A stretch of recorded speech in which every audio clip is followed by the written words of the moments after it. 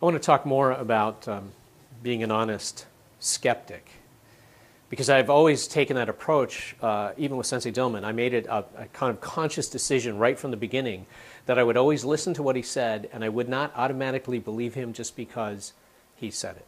I decided that I would believe him because I was persuaded by actual demonstration, as Wally J would say, pain teaches. You know, being put on the ground, it's pretty convincing, you know, when somebody grabs you on a pressure point and you find yourself on the ground looking up at them going, okay, that works.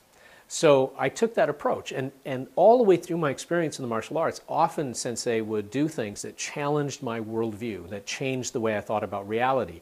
I mean, I remember once we'd finished a photo shoot in the studio. The studio was actually in the basement of my house. And we'd finished up a photo shoot, and everyone had gone upstairs. And he said, "I want to show you something."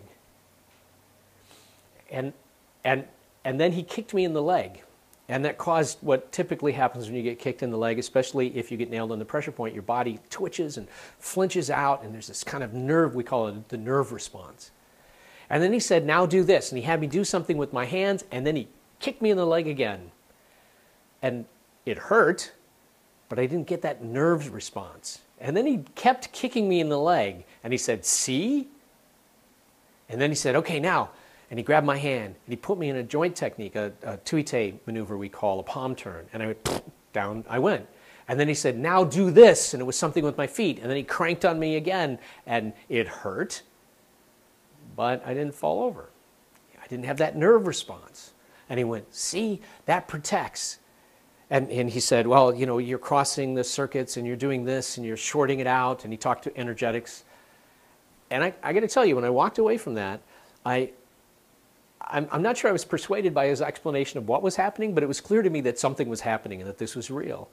And what I found was, as I was teaching seminars, I would sometimes demonstrate this and have people do it on me. I'd actually say, "I'm going to teach you this thing," and I'd have people put me in a palm turn. So I'm now the subject of pain, and then show how this worked to defend and how I was able to neutralize their, not the pain of the technique, but the physical body, you know, that snap reaction of the body. It was really, really interesting. And I kept doing that over and over and over and over again, all over teaching.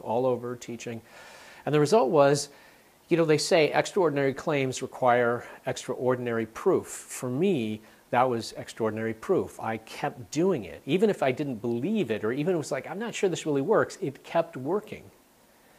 And so I finally said, I guess it's real. But I got to admit, it took a while. I mean, even though I knew it was real, it still took a while before I really was willing to accept that and believe that and allow that experience to begin to change my understanding of reality.